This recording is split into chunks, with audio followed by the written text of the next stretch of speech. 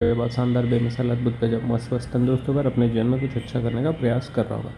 तो जो आज का वीडियो है उसको हम लोग कंटिन्यू करने वाले हैं चैप्टर 2, जिसमें हम लोग क्या देखे थे, इलेक्ट्रोस्टैटिक पोटेंशियल के बारे में बात हुआ था।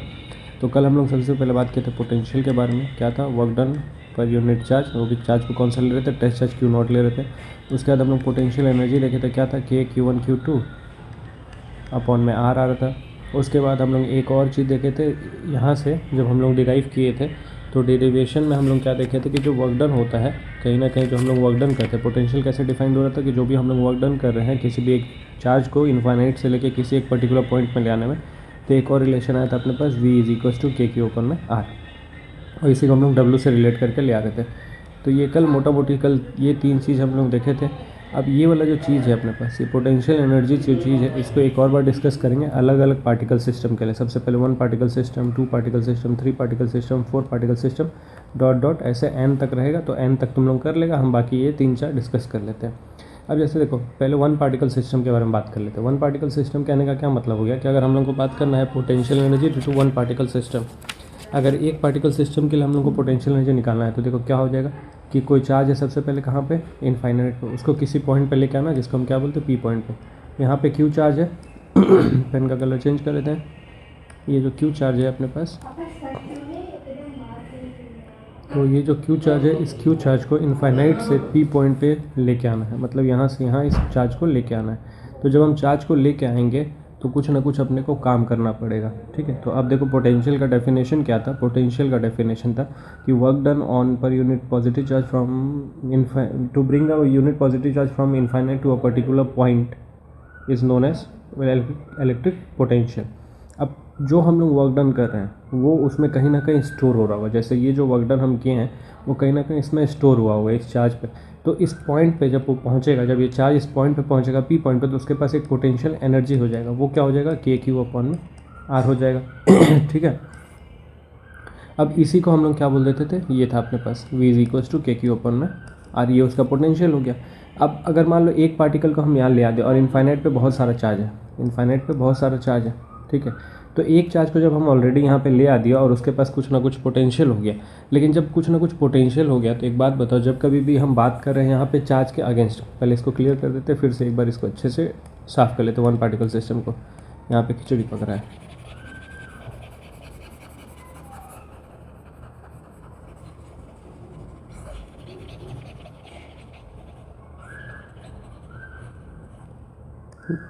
तो जैसे अपने पास बहुत सारा चार्ज है,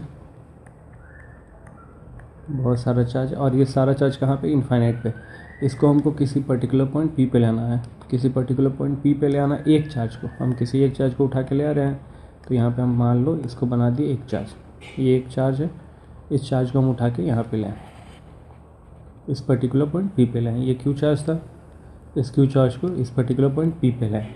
तो जब इस चार्ज को हम उठा के ले आ रहे होंगे तो हमको कुछ ना कुछ क्या करना पड़ रहा होगा, काम करना होगा। लेकिन अगर हम बात कर ले स्टार्टिंग में ही, कल जो हम लोग बात किए थे, जो पोटेंशियल एनर्जी था वो क्या था, वर्क डन एक्सटर्नल था। और ये जो वर्क डन था किसी ना किसी कंजर्वेटिव फोर्स के एक्सटर्नल में हो रहा था, मतलब नेगेटिव अगेंस्ट हम कर रहे थे किसके, इलेक्ट्रिक फील्ड का। और इलेक्ट्रिक फील्ड के अगेंस्ट में कब हम वर्क डन करेंगे, जब ऑलरेडी एक चार्ज यहाँ प्रेजेंट रहेगा।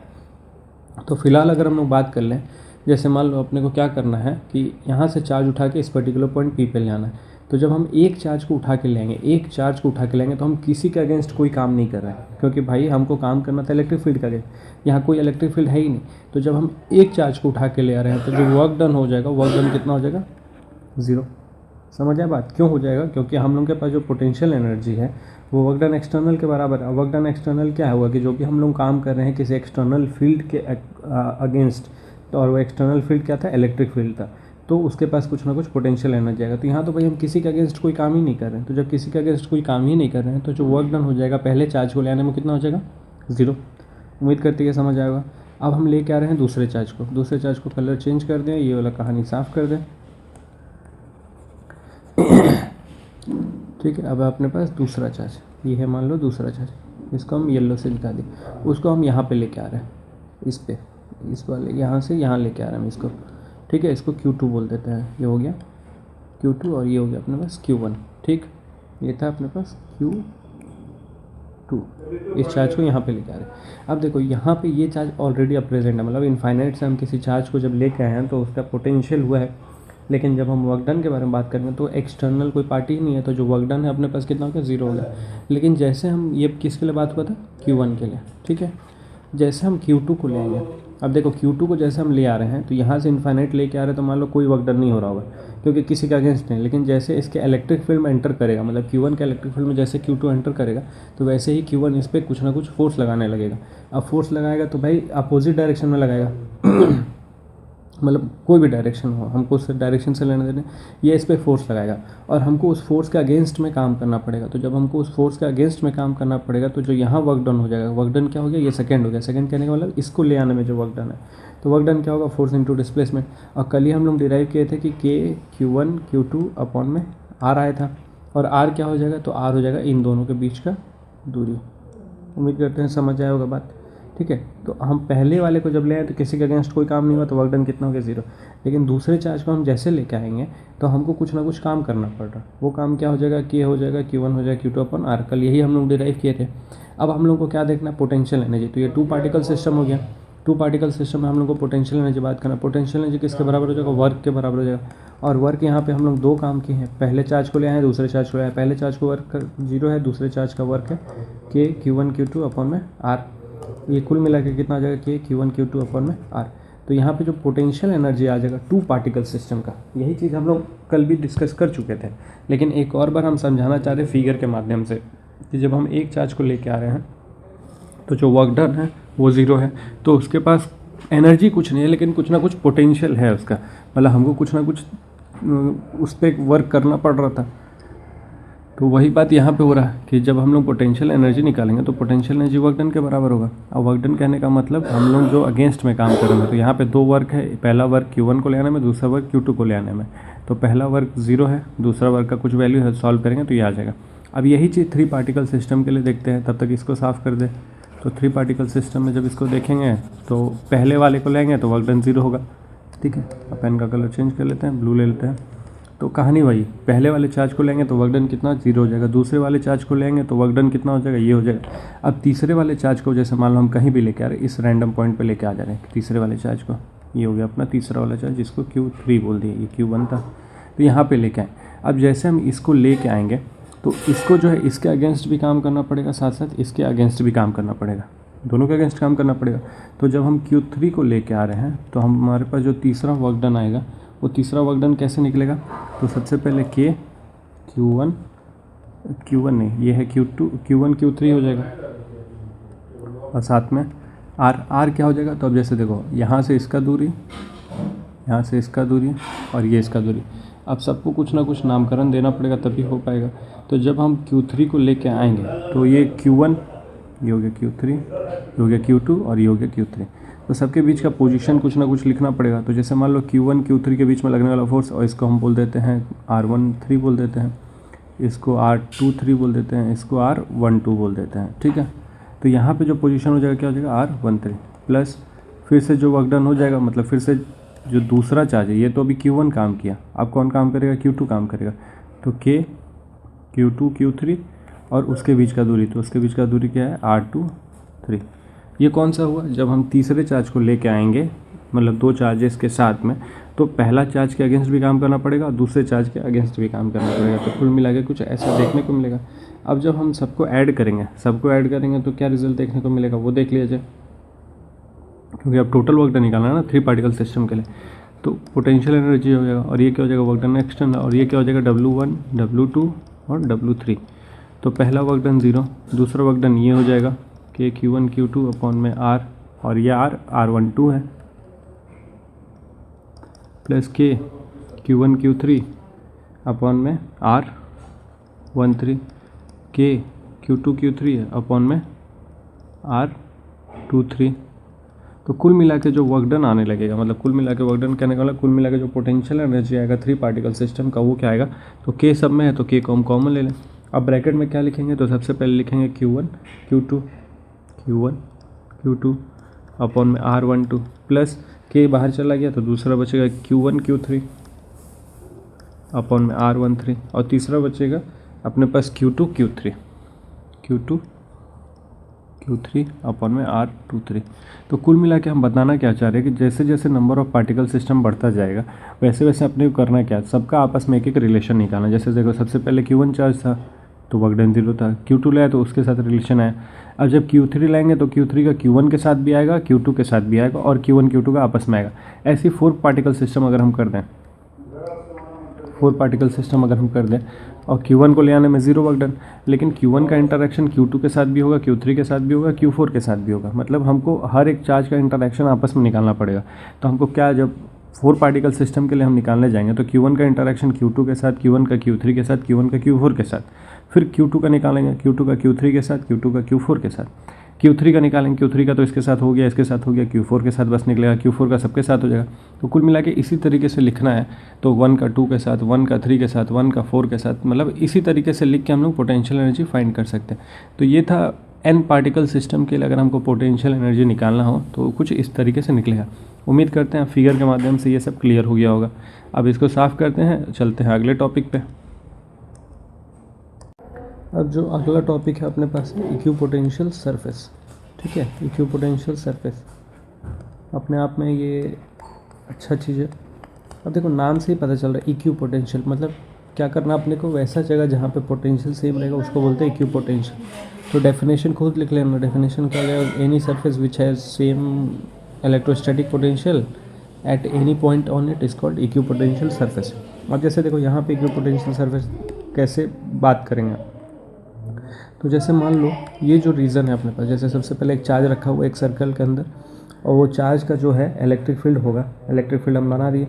अब इस चार्ज से जब हम थोड़ा सा आगे बढ़ेंगे, किसको हम क्या बोले हैं, D1 दूरी बोले, ये D1 दूरी है। तो ये जो पूरा सर्कल का एरिया है, ये जो पूरा एरिया है, ये इस पूरे जगह पे जो पोटेंशियल होगा कितना होगा, V1 होगा। वैसे फिर हम जैसे D2 वाला एरिया, ये वाला जो D2 वाला एरिया है इसमें पढ़ेंगे, इसका पोटेंशियल हम क्या बोल देंगे, V2 बोल देंगे। ऐसे D3 वाला एरिया है उसका पोटेंशियल कितना अपने पास, V3 है। ऐसे D4 वाला ये पूरा जो है अपने पास एरिया, उसका पोटेंशियल V4 है। तो अब कहने का मतलब ये हो गया, इस पॉइंट पे हम रहें चाहे इस पॉइंट पर रहें, दोनों का पोटेंशियल क्या मिलेगा अपने को, V4 ही मिलेगा। वही कहने का मतलब अगर हम यहाँ पे आ जाएँ, इस पॉइंट पर रहें चाहे इस पॉइंट पर रहें, तो यहाँ पोटेंशियल कितना मिलेगा, V2 ही मिलेगा। तो मतलब उस सरफेस पे हम कहीं पे भी रहेंगे, यहाँ पे हम कहीं पे भी रहेंगे तो जो पोटेंशियल मिलना है V4 ही मिलना है। तो इस वाले एरिया को, इस वाले सरफेस को हम इक्विपोटेंशियल बोल देंगे। सेम यहाँ पे ये वाला जो जगह है उसको हम बोल देंगे इक्विपोटेंशियल। तो मतलब वैसा पॉइंट कहीं पे भी जो पोटेंशियल सेम हो तो उसको इक्विपोटेंशियल सरफेस बोल देंगे। अब आपस में कंपेयर कर लें कि भाई कौन सा पोटेंशियल कितना कैसा होगा। तो जितना हम चार्ज के पास रहेंगे उतना ज़्यादा पोटेंशियल होगा। तो कहने का मतलब क्या हो गया, सबसे ज़्यादा पोटेंशियल V1 का होगा, सबसे ज़्यादा V2 का होगा, फिर V3 का होगा, फिर V4 का होगा।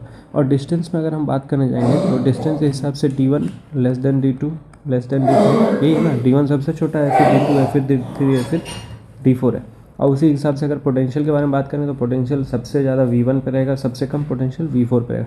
लेकिन V1 वाला जो एरिया है, मतलब D1 वाला जो एरिया है उसमें हम कहीं भी जाएंगे पोटेंशियल कितना मिलेगा, V1 मिलेगा। वैसे D2 वाला एरिया कहीं भी जाएंगे पोटेंशियल कितना मिलेगा, V2 मिलेगा। तो इस वाली चीज़ को हम लोग बोलते हैं इक्विपोटेंशियल सरफेस। अब जो अगला चीज़ है वो इंपॉर्टेंट चीज़ है, लेकिन उससे पहले थोड़ा सा प्रॉपर्टी है कुछ इसका, तो उसको भी डिस्कस कर लेते हैं। इसको थोड़ा सा छोटा करते हैं, छोटा करके साइड में लिखते हैं और प्रॉपर्टीज़ भी यहीं डिस्कस कर लेते हैं, ठीक है। तो अभी क्या रिलेशन था अपने पास, V1 greater than V2 greater than V3 greater than V4, कुछ यही था, ठीक है। अब हम लोग बात कर लेंगे कुछ प्रॉपर्टीज़ के बारे में। इक्विपोटेंशियल सरफेस का कुछ प्रॉपर्टीज़ होता है उसको देख लिया जाए और उसके बाद इसको कंप्लीट किया जाए। तो जब कभी भी हम लोग किसी भी इलेक्ट्रिक फील्ड में बात करेंगे, जैसे मान लो हम क्या यहाँ से बाहर की तरफ जा रहे हैं, तो अलॉन्ग द इलेक्ट्रिक फील्ड जो पोटेंशियल होगा क्या हो रहा है, जैसे हम क्या हुआ, जैसे ये हो गया इलेक्ट्रिक फील्ड लाइन्स, ठीक है, ये हो गया इलेक्ट्रिक फील्ड लाइन्स। तो अगर हम इलेक्ट्रिक फील्ड लाइन्स में जा रहे हैं तो इसको अगर हम लाइन्स यहाँ पे बना के बताना चाहें, जैसे मान लो ये इलेक्ट्रिक फील्ड लाइन्स कुछ इस तरीके का यूनिफॉर्म इलेक्ट्रिक फील्ड है, थोड़ा सा लाइन ऊपर नीचे, लेकिन मान लो यूनिफॉर्म इलेक्ट्रिक फील्ड है। तो जब कभी भी हम लोग लाइन के अलॉन्ग जाएंगे तो पोटेंशियल क्या हो रहा है, डिक्रीज़ हो रहा है। तो वही बात यहाँ पे हुआ कि जैसे जैसे हम लोग बाहर की तरफ जा रहे हैं पोटेंशियल डिक्रीज़ हो रहा है। तो along the electric field potential क्या होगा, डिक्रीज। तो along electric field potential decrease, पहला पॉइंट ये हो गया। दूसरा पॉइंट ये बात कर ले कि जब कभी भी हम लोग इलेक्ट्रिक फील्ड में अगर परपेंडिकुलरली मूव करेंगे, ऐसे इस तरीके से परपेंडिकुलरली मूव करेंगे तो जो पोटेंशियल रहेगा वो सेम रहेगा, ठीक है। Perpendicularly electric field potential remain same. ठीक है, ये बात हो गया। तीसरा पॉइंट अगर हम लोग यहाँ पे बात कर ले तो क्या हो जाएगा कि जब कभी भी हम लोग वर्क करेंगे, क्या करना है वर्क, तो एक चार्ज को इक्विपोटेंशियल सरफेस पे मूव करने में। तो इक्विपोटेंशियल सरफेस कहने का मतलब ये जो एरिया था, ये बाहर वाला मान लो एरिया, यहाँ से अगर हम यहाँ लेके आ रहे हैं तो वर्क डन कितना हो जाएगा, तो वर्क डन 0 हो जाएगा। तो work done on equipotential surface is 0। अब कैसे होगा, तो वर्क डन का फार्मूला क्या होता है, वर्क डन का फार्मूला होता है Q delta we, change of potential difference या पोटेंशियल डिफरेंस कह लो। और यहाँ पे अगर हम लोग बात कर लेंगे तो work done is equals to Q, और इसमें तो कोई चेंज नहीं, 0 है, तो इसलिए वर्क डन यहाँ पे क्या आ जाएगा 0। तो भले हम चार्ज को मूव कर रहे हैं लेकिन वर्क डन क्या आ जाएगा 0। और वही बात, तो वर्क डन जब हम इनफाइनाइट से एक चार्ज को किसी पॉइंट पे ले आ रहे थे तो उस समय भी वर्क डन क्या हो रहा था, 0 हो रहा था। और वो क्यों हो रहा था, पोटेंशियल की वजह से, क्योंकि किसी के अगेंस्ट हम नहीं जा रहे ना।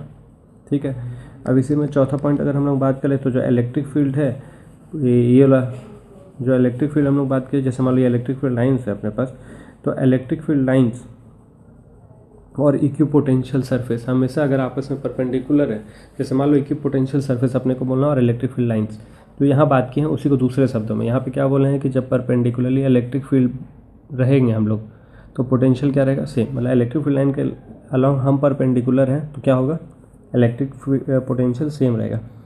तो इन दोनों में ही रिलेशन, मतलब इलेक्ट्रिक फील्ड और पोटेंशियल में रिलेशन कैसा आएगा, तो electric field always perpendicular to equipotential surface.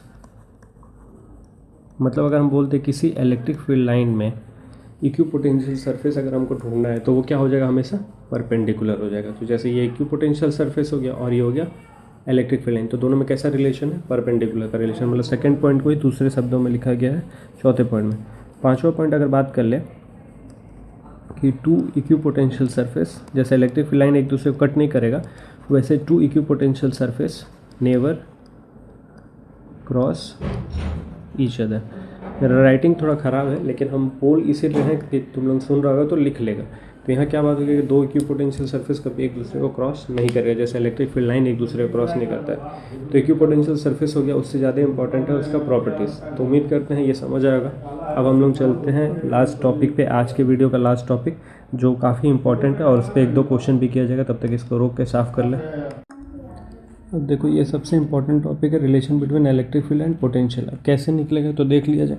पहले फिगर को समझा जाए, फिगर क्या है। तो एक इक्विपोटेंशियल सरफेस है जिसको V1 बोले हैं, दूसरा इक्विपोटेंशियल सरफेस है जिसको V2 बोले हैं। नामकरण ए बी कर दिए सरफेस का, तो V2 वाला इक्विपोटेंशियल सरफेस ए है और V1 वाला बी है।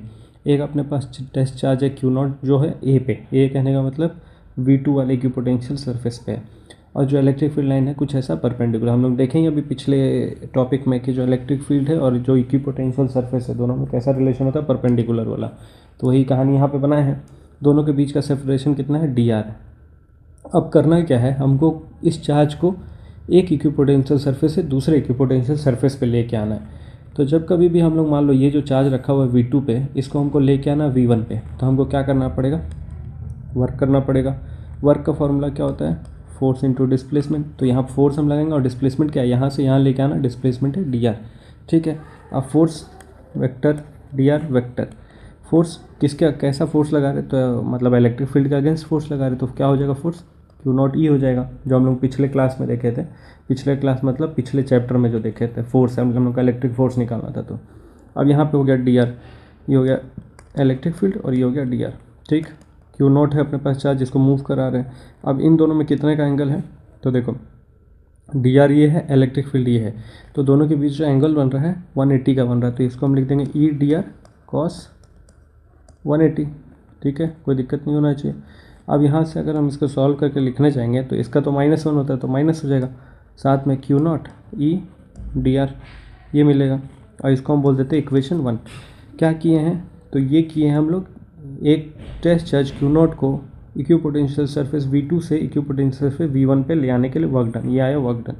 इसी चीज़ को अगर हम बोल दें कि जब हम लोग को देखे हैं अभी जो पिछला मतलब जो कल का वीडियो था, उस वीडियो में हम लोग देखे थे कि वर्क डन जो होता है, जो यहीं पे लिख दे एक रिलेशन हम लोग देखे थे, जो वर्क डन होता है वो क्या होता है, टेस्ट चार्ज इनटू dV। मतलब जो छोटा वर्क डन हम लोग निकालते हैं तो ये लिख देंगे V नो। ठीक है, जो वर्क डन होता है क्या होता है, टेस्ट चार्ज इनटू dV। जैसे हम लोग क्या देखे थे, V is equals to W/Q होता है, तो W क्या हो जाएगा, वी क्यू। वही बात यहाँ पे क्या है, W क्या हो जाएगा, वी क्यू। और ये छोटा सा वर्क डन है, तो इन दोनों का अगर हम कंपेयर करने जाएंगे तो कर लेंगे, क्योंकि भाई ये भी जो हम वर्क निकाल रहे हैं छोटा सा वर्क निकाल रहे हैं, DW ही निकाले हैं ये, ठीक है। एक इक्वेशन ये है, एक इक्वेशन ये है, तो इसको साफ़ करके यहाँ पे साफ़ करके दोनों को कंपेयर कर लेते हैं फ्रॉम फर्स्ट एंड सेकेंड। जब LHS इक्वल है तो RHS इक्वल हो जाएगा। RHS में हम क्या लिखेंगे, तो minus q naught EDR is equals to q naught DV। Q naught से क्यू नॉट को मार दो, तो यहाँ से क्या आएगा relation, E is equals to या negative of E is equals to DV अपन में DR, या फिर ऐसा कह लो E is equals to minus of DV अपन में DR। तो ये बहुत इंपॉर्टेंट रिलेशन है, इस पर बहुत सारा क्वेश्चन भी आता है।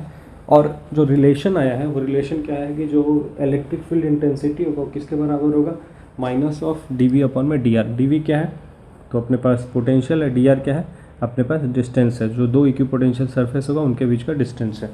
तो ये रिलेशन पे एक दो क्वेश्चन भी देख लिया जाए ताकि चीज़ें और क्लियर हो जाए, लेकिन ये रिलेशन बहुत इंपॉर्टेंट है, तो इसको याद रखना। तो कल से जो भी हम लोग कर रहे हैं तो काफ़ी सारा फॉर्मूला आ रहा है, उसके बेस पे हम लोग कुछ क्वेश्चन भी कर ले रहे हैं। अब चलो इस पर भी कुछ क्वेश्चन कर लेते हैं, फिर आगे देख गए हैं।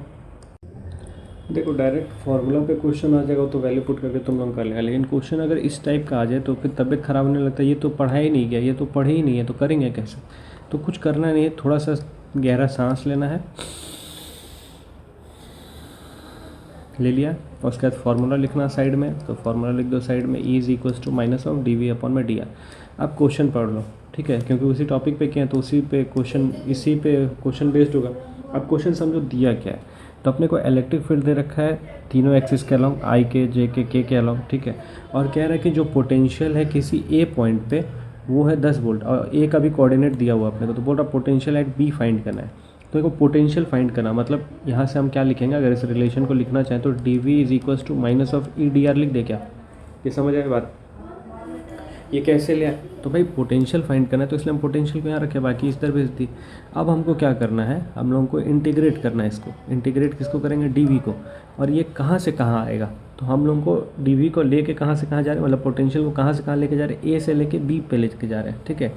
तो A का जो पोटेंशियल वो कितना है, तो A का पोटेंशियल अपने पास 10 वोल्ट, तो A का पोटेंशियल यहाँ लिख दो, या फिर ऐसे लिख दो, A से कहाँ जा रहे हैं हम लोग, B पे जा रहे हैं, ठीक है। मतलब A का पोटेंशियल यहाँ, B का पोटेंशियल यहाँ से माइनस बाहर निकाल दो। अब इंटीग्रेशन लगा दो, इंटीग्रेशन किस में लगाना है, EDR में लगाना है। तो EDR क्या है भाई, EDR अपने पास यही तो है, ये है 2x I cap plus 3 square J cap plus 2Z K cap, यही तो है अपने पास। और साथ में पोजीशन वेक्टर क्या है, तो पोजीशन वेक्टर जो है ये इंटीग्रेशन अगर हम इसका भी करेंगे तो E तो कांस्टेंट E बाहर आ जाएगा, तो केवल इंटीग्रेशन किसका होगा, पोजीशन का होगा। अब पोजीशन कहाँ से कहाँ तक है वो हमको बात करना है, तो ये हो गया, और साथ में अपने पास क्या जाएगा DR। तो DR का इंटीग्रेशन करना है, तो अब देखो अगला स्टेप हम क्या लिख रहे हैं, इंटीग्रेशन A का पोटेंशियल 10 वोल्ट, B का पोटेंशियल निकालना है, और ये क्या है अपने पास DV, फिर नेगेटिव, फिर इंटीग्रेशन इसके लिए कर ले, तो इसके लिए क्या लिखेंगे 2x I कैप। अब I कैप अगर हम बोल रहे हैं तो I कैप में पोजीशन कहाँ से कहाँ जा रहे हैं, तो I कैप में हम जा रहे हैं 0 से लेके 2 तक, तो इसके लिए जो लिमिट हो जाएगा क्या हो जाएगा 0 से T, फिर प्लस आगे बढ़ेंगे, इसको ब्रैकेट में लिख दो क्योंकि माइनस बाहर है। फिर इंटीग्रेशन कर रहे हैं 3 स्क्वायर J कैप, कहाँ से कहाँ, तो 1 से लेके 4 तक, तो ये हो जाएगा इसका लिमिट 1 से लेके 4 तक, plus integration 2Z K cap. अब K कैप कहने का मतलब क्या हो जाएगा, तो 2 से लेके 6 तक, तो 2 से लेके 6 तक। उम्मीद करते हैं ये समझ आएगा कि किस तरीके से वैल्यू पुट करना है, कहाँ से कहाँ जैसे जाना है, और किस तरीके से फॉर्मूले को अरेंज करना। अब इसको सॉल्व कर लेगा तो आंसर आ जाएगा, तो सॉल्व कर लेना, क्योंकि हम सॉल्व करने बैठेंगे तो वीडियो हो सकता है लंबा हो जाए। हम बस ये बताना चाह रहे हैं कि इस टाइप के क्वेश्चन को कैसे वैल्यू पुट करेंगे, ये सीखना ज़रूरी है। तो ये हो गया। अब एक और इसी टाइप का क्वेश्चन और डिस्कस कर लेते हैं। अब देखो इस वाले क्वेश्चन में पोटेंशियल दिया हुआ है, और पोटेंशियल किस में दिया है, x y z के टर्म में दिया हुआ, और अपने को इलेक्ट्रिक फील्ड निकालना वो भी तीनों कोऑर्डिनेट के टर्म में निकालना है, ठीक है। तो अब इस टाइप के क्वेश्चन को कैसे करेंगे, तो जब कभी भी हम लोगों को तीनों कोऑर्डिनेट में बात करना है तो हम लोग इलेक्ट्रिक फील्ड तीनों कोऑर्डिनेट के लिए निकालेंगे। अब तीनों कोऑर्डिनेट के लिए अलग अलग निकालेंगे, जैसे सबसे पहले हम इलेक्ट्रिक फील्ड निकालेंगे x के लिए। तो जब x के लिए निकालने जाएंगे तो इस पूरे पार्टी में हमको केवल x में डील करना है। जैसे फॉर्मूला क्या होता है, E is equals to DV upon में DR, या माइनस ऑफ DV अपॉन में DR, ये होता है अपने पास। अब हम लोग इलेक्ट्रिक फील्ड निकाल रहे हैं x में, तो इलेक्ट्रिक फील्ड अगर निकाल रहे हैं तो हमको पोटेंशियल का डिफरेंशिएशन करना है। तो पोटेंशियल का डिफरेंशिएशन अगर करेंगे और केवल x को लेके, तो बाकी दोनों पार्टी कांस्टेंट हो जाएगा। तो केवल x का अगर डिफरेंशिएशन करेंगे तो आएगा 2x y स्क्वायर, साथ में वाई क्यूब जेड पावर 4, ये आएगा अपने पास, ठीक है। और ये किस में है, आई कैप में है, क्योंकि एक्स का कोऑर्डिनेट है। सिमिलरली ऐसे ही वाई का निकालने जाएंगे तो E is equals to differentiation करना है पोटेंशियल का, लेकिन केवल वाई के लिए। तो एक्स स्क्वायर तो कांस्टेंट है, माइनस है बाहर, और वाई का करेंगे तो आएगा 3y स्क्वायर, और ये हो जाएगा जेड पावर 4, और ये हो जाएगा जे कैप। सेम अगर बात कर ले अब लास्ट वाला, तो लास्ट वाला जेड के लिए बात करना है, तो जेड के लिए मतलब जेड वाले पार्टी का डिफ्रेंसिएशन करना, minus of X square Y cube तो रहेगा, और इसका करेंगे तो आ जाएगा 4z क्यूब, और साथ में कौन सा कैप, के कैप। तो ये जो इलेक्ट्रिक फील्ड निकाले हम लोग एक्स में निकालें, वाई में निकालें, जेड में निकालें, लेकिन बोला क्या है किस कोऑर्डिनेट के लिए निकालना है, 1 1 1 के लिए निकालना है। तो 1 1 1 के लिए निकालना है और अपने को इलेक्ट्रिक फील्ड तीनों के लिए एक साथ लिखना है, तो हम कुछ इस तरीके से लिखेंगे। तो अब देखो इलेक्ट्रिक फील्ड क्या आना चाहिए, तीनों कोऑर्डिनेट को एक साथ लेंगे, तो यहाँ पे हम लोगों को लिखना है एक्स वाला पार्टी। तो एक्स वाला पार्टी क्या है, तो माइनस ऑफ 2x है। अब देखो -2x, ठीक है। साथ में कौन से के लिए बात करें, आई कैप के लिए। साथ में यहाँ पे चले, यहाँ वाई वाला पार्टी लेना तो -3y स्क्वायर जे कैप, माइनस यहाँ के वाला पार्टी लेना तो 4z क्यूब के कैप, ठीक है। अब यहाँ पे जो कोऑर्डिनेट है, कोऑर्डिनेट क्या 1 1 1 है, तो मतलब x y z के जगह पे 1 1 1 रख दो, तो मिलेगा 2x, आई मतलब 1 रख दिए x के जगह पे तो 2 हो जाएगा, केवल x के जगह पे 1 रख दिए, तो ये आएगा 2 आई कैप। y के जगह पे 1 रख देंगे तो -3 जे कैप, और z के जगह पे भी 1 रख देंगे तो -4 के कैप। कुल मिला के अगर माइनस कॉमन ले लेंगे तो बचेगा 2 आई कैप प्लस 3 जे कैप प्लस 4 के कैप। तो इलेक्ट्रिक फील्ड अगर हमको निकालना तो कौन से कोऑर्डिनेट के लिए, 1 1 1 के लिए, तो वो कुछ इस तरीके से आ जाएगा। उम्मीद करते हैं ये भी समझ आएगा। एक क्वेश्चन हम लोग देखे जहाँ पे इंटीग्रेशन करके निकाले हम लोग, क्या पोटेंशियल निकालना था, तो और ये वाला जो क्वेश्चन है उसमें हम लोग डिफ्रेंसिएशन किए, क्या निकालने के लिए, इलेक्ट्रिक फील्ड निकालने के लिए। तो खेलना आना चाहिए, अगर खेलना आना आता है तो खेल तुम्हारा है, नहीं तो फिर बस दर्शक बन के रह जाएंगे, देखते रहेंगे दूसरे को सॉल्व करते हुए। तो उम्मीद करते हैं ये समझ आया होगा, और ये बहुत इंपॉर्टेंट चीज़ है, रिलेशन वाला जो चीज़ है बहुत इंपॉर्टेंट चीज़ है, आना चाहिए, ठीक है। तो अब हम लोग मिलते हैं नेक्स्ट वीडियो में, तब तक के लिए ख्याल रखना है, पढ़ाई लिखाई करते रहना है, फिर राम राम।